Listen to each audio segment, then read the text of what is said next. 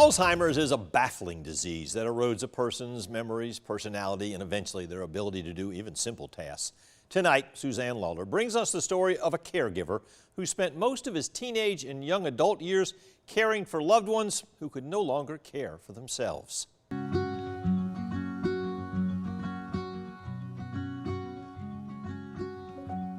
He had a laugh that was contagious. And my dad, he was one of the most brilliant men I knew.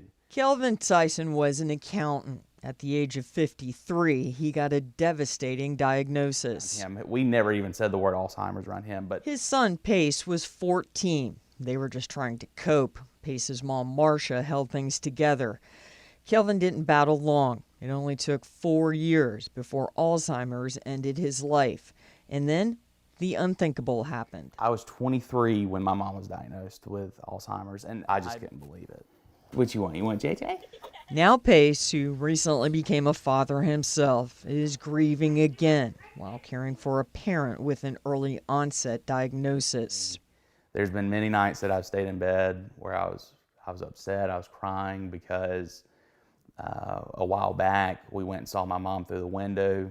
She didn't know who I was, and it was one of the first times that she told me to go away. Sometimes I feel like it's harder on the caregiver and the family than it is the loved one. He went to tuck his mom in for bed and went to, put her, and he walked in there and he had a book, and it's I'll Love You Forever?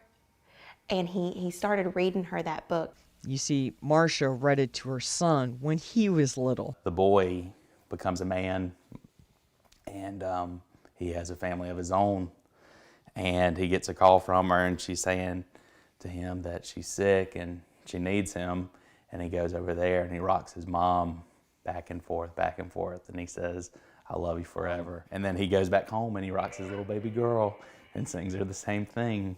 And the parallels of it to my life have just, it tears my heart up. Marcia is at Dublin Air Nursing Facility, and not much can soothe the pain her son is going through. But something did make a difference. Something he calls a miracle. And she always asks, she's like, "How's that baby?"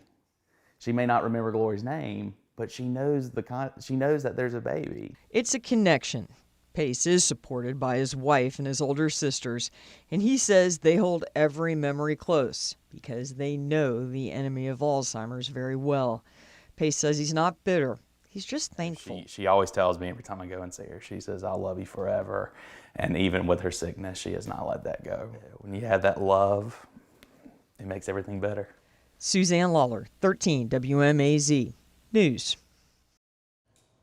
The Alzheimer's Association is always a resource for help. You can visit the Community Resource Finder on their site. They have support groups here in Central Georgia, free virtual education programs, and a helpline staffed 24 hours a day. The web address is on your screen if you would like to call. The number is 800-272-3900.